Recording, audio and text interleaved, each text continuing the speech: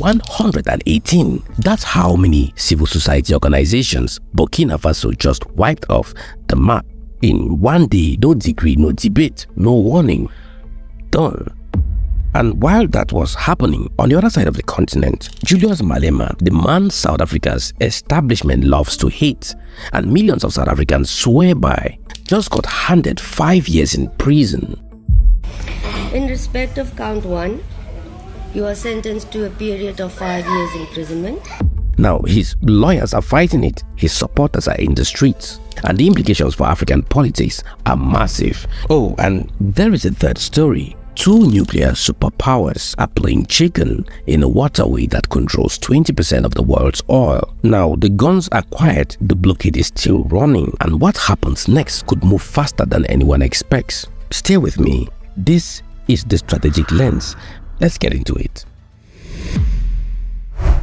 Okay, so April 15, Tuesday morning in Ouagadougou, the government of Burkina Faso, led by Ibrahim Traoré, releases a statement, no press conference. There wasn't any speech, just a quiet government notice saying 118 NGOs and civil organizations are dissolved, banned, gone. Before your brain jumps to a conclusion, I want to give you both sides of this because this story deserves more than a headline. Now, here is the thing nobody wants to say out loud. What if some of the NGOs were actually a problem? What if money was really running political agendas inside a country at war with jihadists? Now, stay with me because this gets complicated fast. Traoré's government has been consistent about its argument.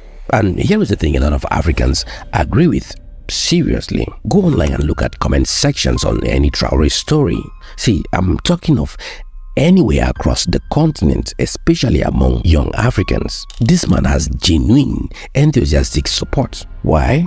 Because he is saying things that resonate. Stop French interference, reclaim sovereignty, stop pretending that Western-funded organizations operating inside African countries have no political agenda. You see, that is not a fringe position. That is something millions of Africans have been feeling for decades.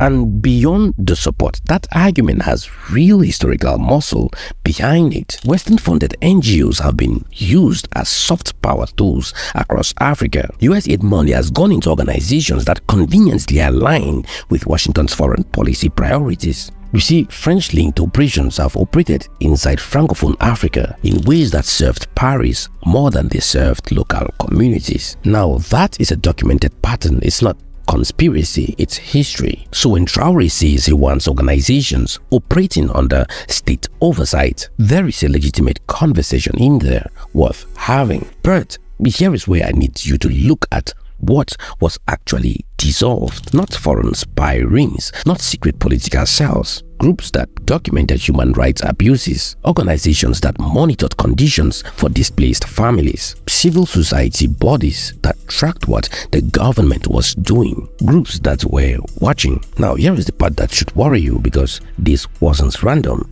Just look at the timeline. November 2025, the administration ordered all NGOs to move their funds to a new state-controlled bank. January 2026, all political parties get dissolved. And now in April, 118 civil groups gone in a single decree. You see, that's not a coincidence, it's a sequence. If you look carefully, there is also a funding crisis underneath this. Burkina Faso requested nearly 800 million in humanitarian aid last year. They only received 30% since 2020. Why? Because when Traoré expelled French forces and pivoted towards Russia, Western donors backed out. US funding cuts hit. You see, nobody's talking about the civilians in the middle. 2 million people displaced, watching the few organizations that were helping them get shut down. That is not a footnote. That's the actual story. You see, sovereignty is a real and legitimate demand. Nobody should be able to use aid money to run political interference inside another country. And also, sovereignty as a shield against accountability is a different thing entirely. Now, speaking about accountability and who gets held to it, let's move to South Africa. April 16, 2026, Kukumpu City, formerly East London, Eastern Cape, South Africa. A packed courtroom, cameras outside, supporters in red overalls, and a magistrate named Toinette Oliver walks in and sits down and hands Julius Malema, leader of the economic freedom fighters, 5 years in prison. 5 years for firing a rifle in the air at an EFF birthday party in 2018. Now, before you rush to a take, let me tell you what that magistrate actually said in that courtroom, because it matters. Now, she said this was not spontaneous, not a reckless impulse. She said it was planned. Now, Malema's lawyer immediately applied for appeal. They got it for the sentence, not for the conviction, which means Malema keeps his seat in the parliament for now. He does not go to prison today. Legal expert Ulrich Ross told the BBC, if this goes all the way to the Constitutional Court, a final ruling could take 4 to 5 years. Okay, here's where I need to be genuinely real with you, because there are genuinely 2 ways to read this. And I'm not going to pretend there is only one. I'm going to give you both sides because honestly, you deserve more than a hot take. Reading 1. The law did its job. Julius Malema fired a live rifle in a stadium full of people. As a major public figure in a country where illegal firearms are responsible for staggering levels of violence every year, the magistrate looked at his status, his platform, his influence, and concluded that made the offense more serious, not less. A court applied the law. That is how it's supposed to work. Reading 2. The timing is suspicious. The EFF is the loudest party in South Africa on land redistribution, on nationalization, on confronting what they call white economic monopoly capital. Malema has been a thorn in every establishment since he was 19 years old. His party already lost deputy leader Floyd Shivambu after 2024. His finances have been investigated multiple times, and his conviction is landing exactly as South Africa is in tense standoff with the US over land policy. Remember this incident when Trump mounted pressure on President Cyril Ramaphosa and said Malema was a criminal and asked why Malema was not yet arrested. You see, you don't have to believe in conspiracy to notice the timing is curious. Here is the question I want you to wrestle with, not to answer. When a genuinely flawed person with a genuinely important political message gets sentenced, can you actually separate the politics from the justice? Has anyone ever been able to do that cleanly? Think about it. You see, what we can say more confidently is this. If Malema loses his appeal and goes to prison, the EFF loses its center of gravity. Political analyst Ongama Timka said it plainly. An EFF in parliament without Julius Malema would have significant reduced impact. And for anyone watching from the diaspora, especially if you have family, investments, or any stakes in South Africa's direction, pay attention to what this signals. The loudest voices for radical economic transformation in South Africa are being tested by legal machinery. Whether that machine is working correctly or being deployed selectively is a question South Africans will be debating for years. Meanwhile, 6,000 kilometers away, 2 superpowers are playing a game nobody is supposed to lose. Now, alright, let's talk about the Persian Gulf. It's day 50 of the US-Israeli-Iranian war, because this story is moving fast and most people are only getting the headline version. Okay, here's what's actually happening beneath the surface. The US-Iran war has hit what they are calling a military pause. The bombs have stopped. A ceasefire framework is technically in place. Everyone is technically negotiating. But, and this is a significant but, the US naval blockade of Iranian ports is still running at full strength. Now, this morning, Iran announced it's opening the Strait of Hormuz to everyone within the ceasefire period. The US says nothing has actually moved through since the blockade went up.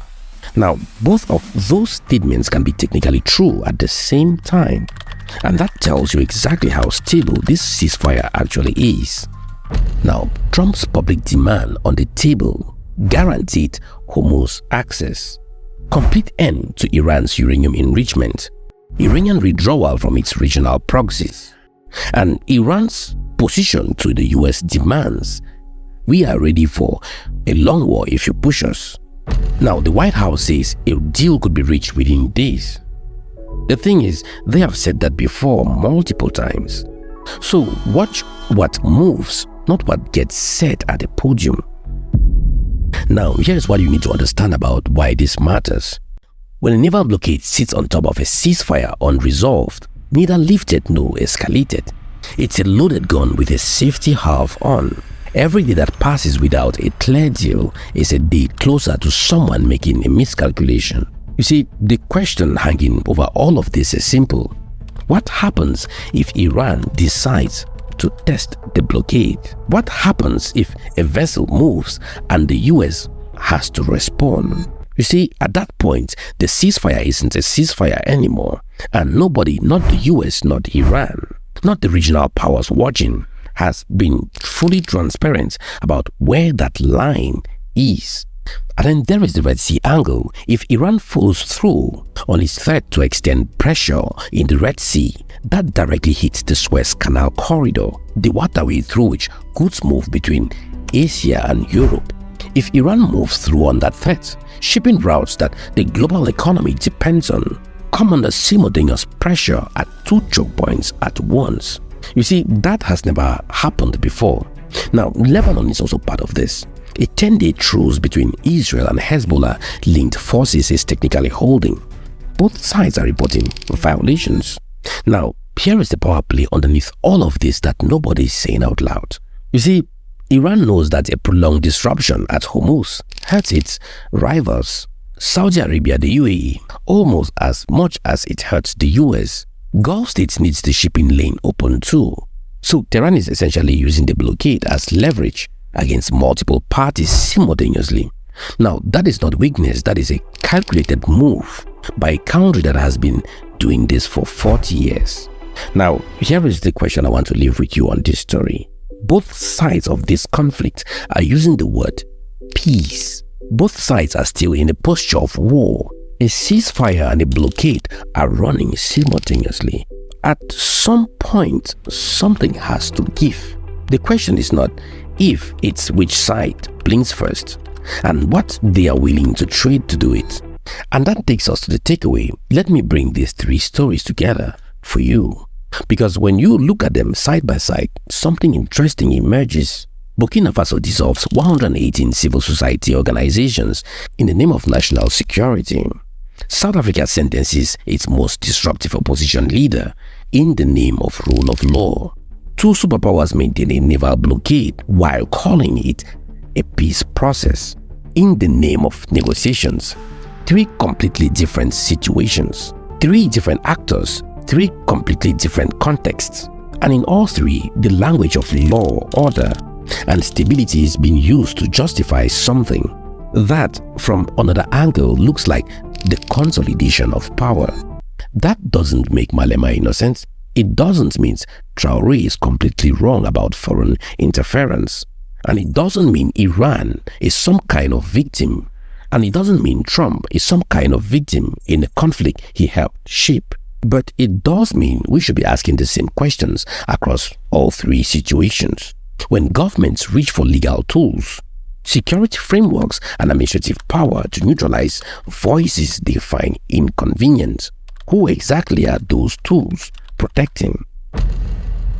The people with the most to gain from accountability are almost always the people with the least power to demand it. And the people with the most to gain from silence are almost always the ones writing the rules. That's the pattern this week. 3 continents, 3 crises. 3 governments doing exactly what governments do when they feel threatened by people they cannot control. For those of you watching from the diaspora, from across the continent, from anywhere that cares about what kind of Africa emerges from this decade, these stories matter not as entertainment, as data, as a preview of the arguments we are going to be having about governance, accountability, and sovereignty for the next 20 years. And here is the thing I will leave you with. Those arguments don't get settled by outsiders. They get settled by Africans by people asking the right questions and refusing to accept easy answers, even from the people you already support. That's the strategic lens this week. Comment down below which of these stories do you think have the highest long-term impact on the continent, not the most dramatic, the most consequential. I genuinely want to know what you think. I'm Asabe Luis, you're watching Africa Today. If you haven't subscribed to the channel, I don't know what you're waiting for. Many of you watch the videos without subscribing. I don't know why. It doesn't really cost you anything. I'll see you in my next video. Bye.